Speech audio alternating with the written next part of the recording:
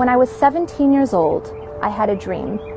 I dreamt that I was sitting in a masjid and a little girl walked up to me and asked me a question. She asked me, why do people have to leave each other? The question was a personal one, but it seemed clear why that question was chosen for me. I was one to get attached. Ever since I was a child, this temperament was clear. While other children in preschool could easily recover once their parents left, I could not. My tears, once set into motion, did not stop easily. As I grew up, I learned to become attached to everything around me. From the time I was in the first grade, I needed a best friend. As I got older, any fallout with a friend shattered me. I couldn't let go of anything. People, places, events, photographs, moments, even outcomes became objects of strong attachment. If things didn't work out the way I wanted or imagined, I was devastated. And disappointment for me wasn't an ordinary emotion. It was catastrophic. Once let down, I never fully recovered. I could never forget, and the break never mended. Like a glass vase that you place on the edge of a table, once broken, the pieces never quite fit again.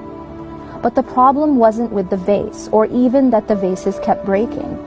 The problem was that I kept putting them on the edge of tables. Through my attachments, I was dependent on my relationships to fulfill my needs. I allowed those relationships to define my happiness or my sadness, my fulfillment or my emptiness, my security and even my self-worth. And so like the vase placed where it will inevitably fall, through those dependencies, I set myself up for disappointment. I set myself up to be broken. And that's exactly what I found. One disappointment, one break after another. But the people who broke me were not to blame, any more than gravity can be blamed for breaking the vase.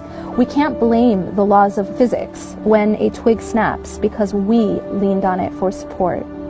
The twig was never created to carry us.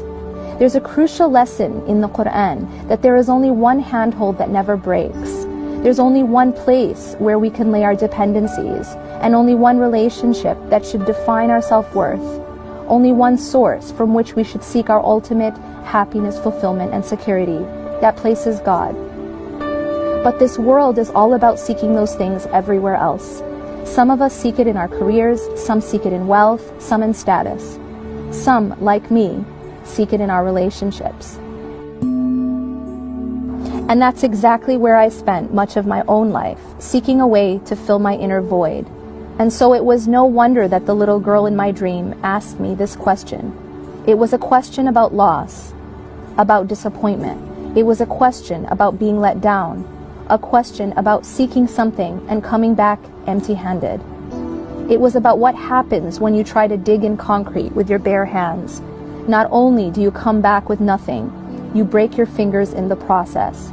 And I learned this not by reading it, not by hearing it from a wise teacher. I learned it by trying it again and again and again.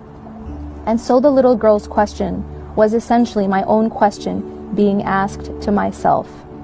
Ultimately, the question was about the nature of the dunya as a place of fleeting moments and temporary attachments, as a place where people are with you today and leave or die tomorrow. But this reality hurts our very being because it goes against our nature. We as human beings are made to seek, love, and strive for what is perfect and what is permanent. And so we create ageless creams and cosmetic surgery in a desperate attempt to hold on, in a desperate attempt to mold this world into what it is not and will never be. And that's why if we live in dunya with our hearts, it breaks us. That's why this dunya hurts. It is because the definition of dunya as something temporary and imperfect goes against everything we are made to yearn for. And we must also realize that nothing happens without a purpose, nothing, not even broken hearts, not even pain. Pain itself is a pointer to our attachments. That which makes us cry, that which causes us the most pain, is where our false attachments lie.